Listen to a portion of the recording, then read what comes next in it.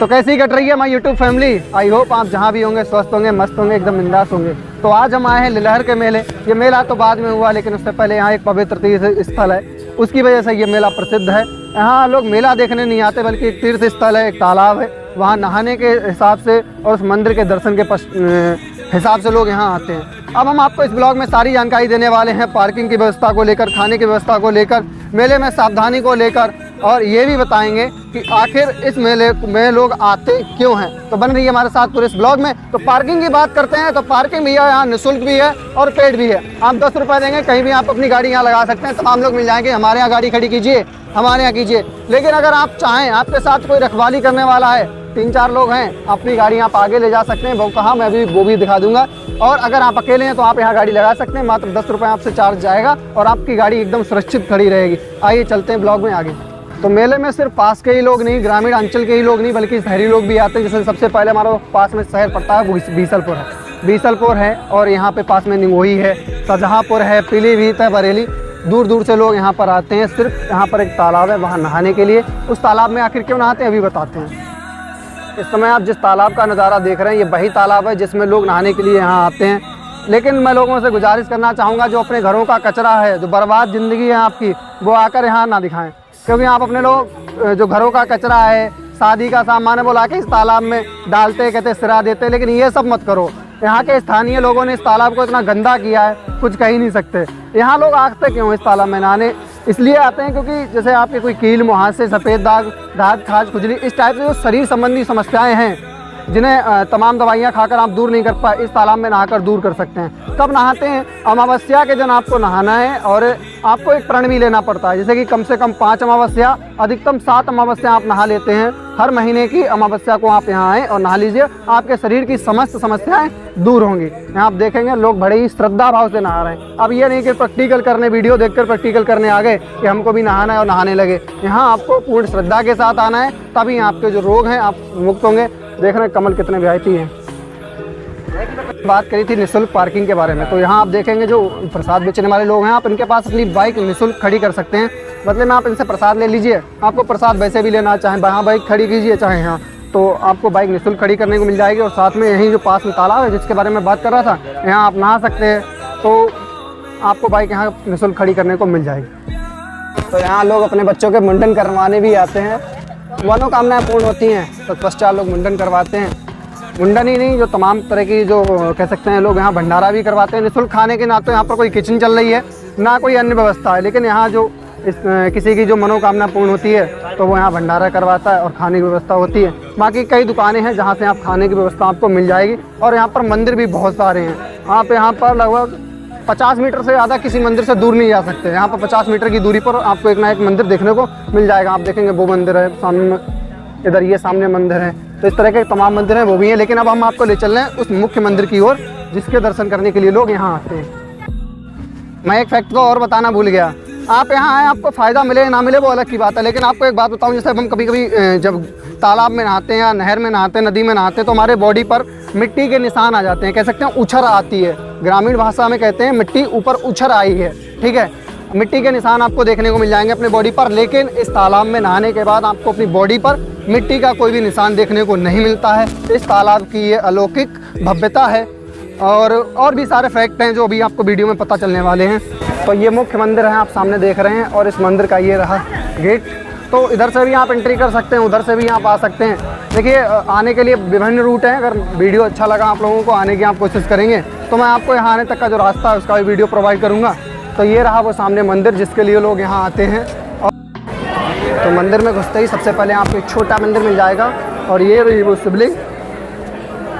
अब हम जा रहे हैं उस प्राकृतिक शिवलिंग की ओर जिसके बारे में मान्यता है। यहाँ आप देख रहे हैं मंदिर के चारों तरफ जो लोग हैं परिक्रमा कर रहे हैं। हालांकि कहा ऐसा जाता है कि भगवान शिव के मंदिर में पूरी परिक्रमा नहीं करनी चाहिए, लेकिन यहाँ पर लोग कर रहे हैं।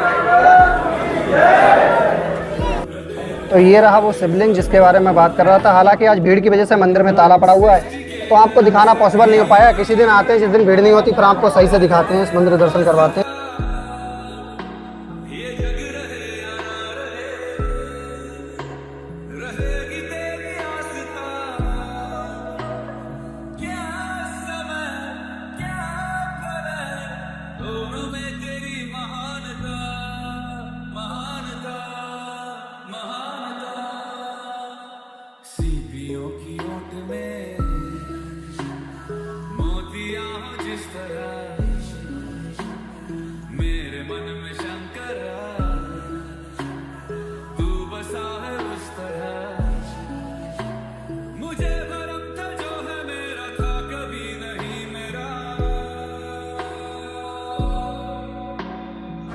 अन्य मंदिरों पर आपने देखा होगा लोग अर्जी के रूप में धागा को बांधते हैं, लेकिन यहाँ आप लोग देख रहे हैं पॉलीथीन।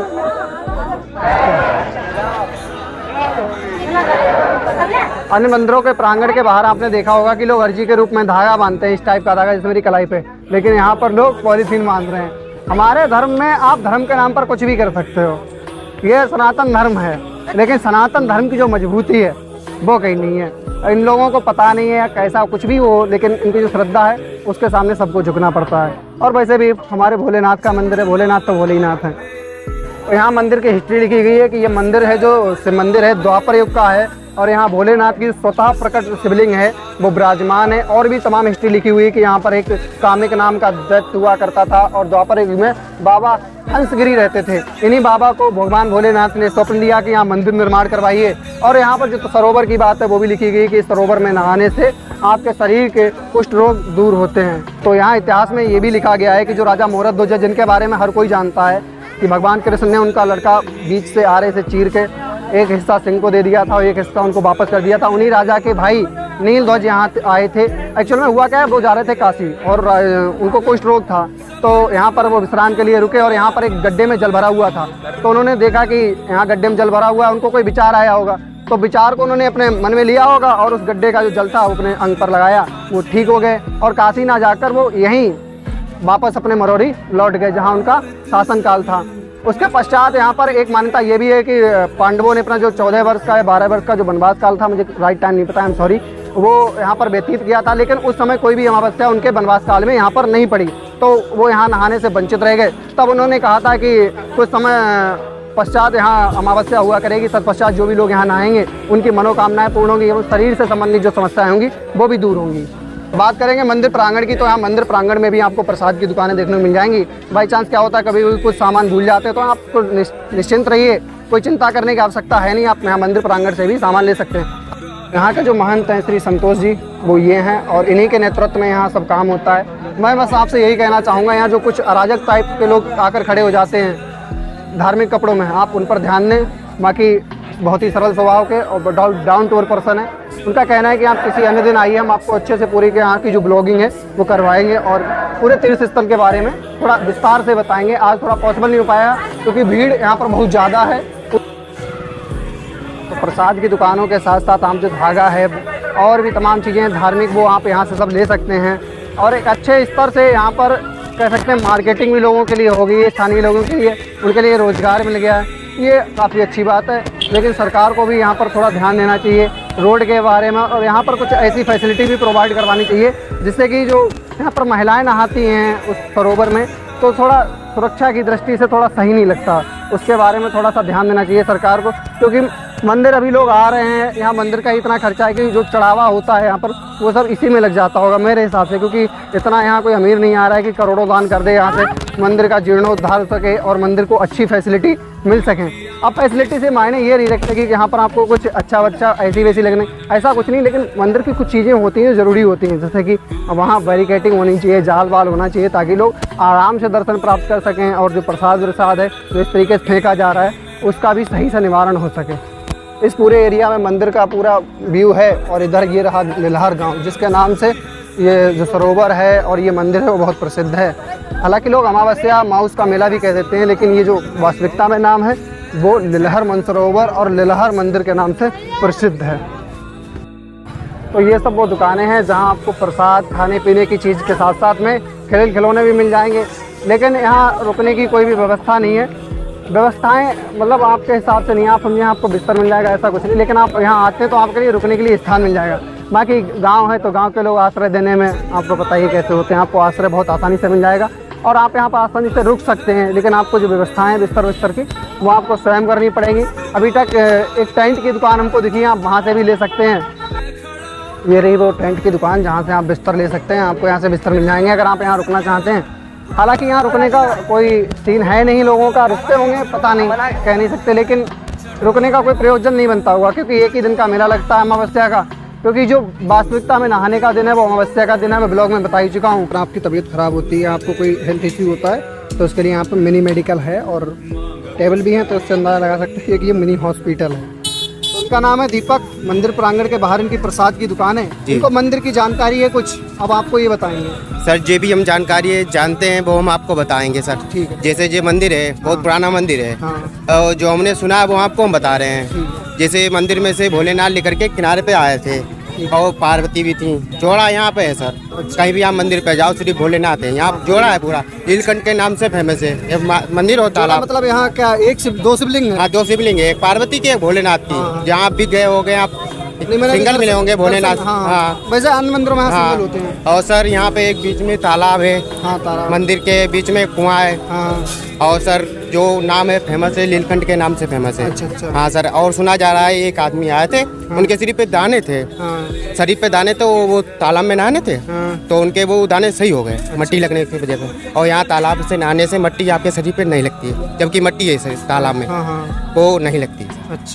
अच्छा, और जैसे कि काफ़ी दूर के लोग आते हैं, आपकी जानकारी में कहाँ के लोग यहाँ पे आते हैं? सर आते तो बहुत दूर के भी हैं, नेपाल के भी लोग आते हैं। हमने अच्छा। देखा है। अच्छा। हाँ सर। तो बहुत अच्छी बात है। और सर पीलीभीत से और दिल्ली।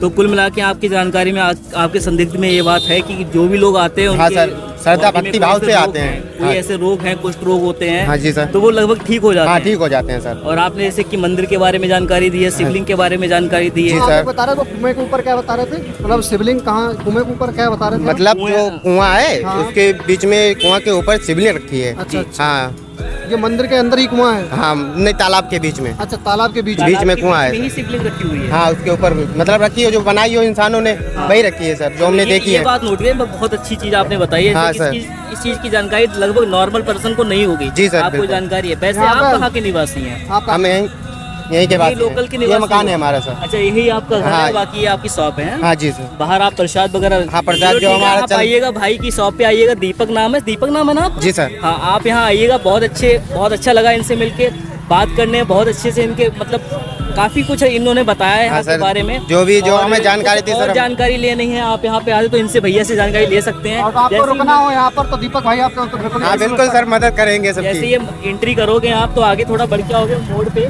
ठीक है? काफी शॉप्स वगैरह लगी हुई है, चश्मे की सामने अरे, घर वगैरह बने हुए हैं। हाँ, मेरा नाम ले लेना, तो भैया मिल जानते हैं जाएंगे। यहाँ। और कोई भी बता देगा, सर बता रहे कि अगर दीपक नाम से जानकारी लोगे तो हाँ मिल जी जाएगी आपको। ठीक सर। चलिए मिलते रहेंगे इसी तरह के लोगों से।